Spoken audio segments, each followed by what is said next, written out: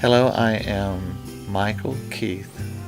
Many times I just say I'm a Jesus boy, but I've been a Christian 40 years, and in that time I think God has taken me through so many average experiences and also death-defying experiences, and it's just made me kind of person that realizes that God is with me, just like the Bible says. I am a firstborn son of 8 children. My father was a prosecutor, so we lived in a very disciplined household where we were actually petrified of Dad, but I think that God used that. It gave me a great respect for authority, and since I grew up in the 60s, I think that helped me through a time of terse rebellion in America, especially for the young generation. And so I think that people look at the childhood they come through and they want to be critical, but I can look back and I can see how God used every bit of it to make me a more sensitive person, make me more observant and more appreciative of all the good things that are available to us. I do. It was in 1975 in the summer when I'd just come out of the Army. I'd seen a lot of the rest of the world, and I was real discouraged and about life in general, and I know God was stirring my heart up because I started to pursue just radio and different churches and reading for myself, and in a short period of time it was easy to see that churches are saying all kinds of different things, but the Bible was real clear that Jesus came as God to offer his life as a sacrifice for us, and he took our judgment in our place. And even though I knew that, because growing up in America, I mean, we rubbed shoulders with the issues and the ideas of Christianity. I mean, everybody knows about Jesus and dying on the cross and all that, but it was then that I knew that what I really needed was not just to know this knowledge, but I needed to have a conversation with God. And I remember where I was behind a hospital as a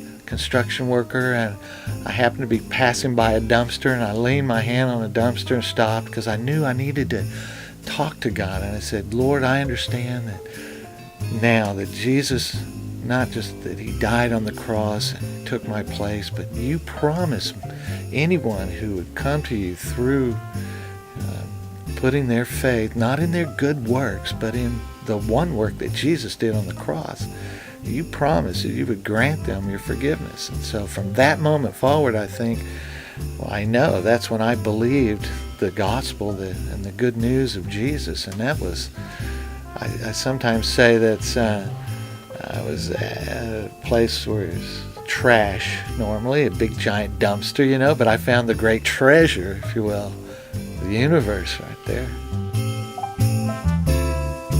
Well, I mean, my sweet wife means so much to me. She's a gift from God. So I think our first Christmas together has to be it, because I had come to a place in my life where nothing had worked out. I didn't have a wife, I didn't have children, I didn't have a home. I mean, the things that everyone aspires to have. And there was a point where I said honestly in my heart, without any spite, I said, God, whatever you have for me is okay. I don't have to have all these dreams. And I pretty much put my dreams in his hand and let go of them. And it wasn't 6 months later that I met Linda, going back to school. My career took off like crazy. I'm a stonemason by trade, and I think that when I had that first Christmas with Linda and saw how God had so blessed my life, and I knew that it was because I came to the point of letting go of my own dreams, or trying to accomplish them, if you will, in my own strength, and and with sincerity and honesty. I didn't try to fake it with God. I said, I meant it, and without any spite. Whatever you have for me, God, it's all right. To me, that was the most blessed Christmas, because I knew that I was looking around me and seeing how God could, in His righteousness, He could squash me like a bug if He wanted to, but instead, He lifted me up, and I know it was because I came to the point of putting it all in His hands and not in my own. Because we have such a melting pot of people, and I run into people all the time wanting to be a voice of God to them, and I think over all these years, the people that I rub shoulders with, being in the construction field, most of them are from other parts of the world. A lot of them are rough guys, but God has used my personality, I think, to speak to them, and because, for example, a guy comes out of the home we're working on, and he's smoking a cigarette, and I say to him, it's like, you must be ready to go. Don't you know those things are going to kill you? He said, I don't say, well, are you really ready to go?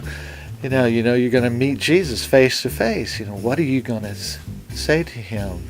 Or if He asks you, why should you be allowed in? What will you say? And questions like that I get to do every day almost with the construction people, and I make it real simple, because I know that it's not so much my words that are going to draw someone to God, but it's what the message that Jesus Himself said. And I keep it simple about that Jesus was God, who came here to offer His life as a sacrifice for us, and that there's going to come a judgment day where God is going to separate people into two groups, and there are going to be a lot of people who think they're a Christian and they're not, because they've never come to terms with God face to face on the issue of Jesus and on the cross and their sin, and they think that they just need to do good works.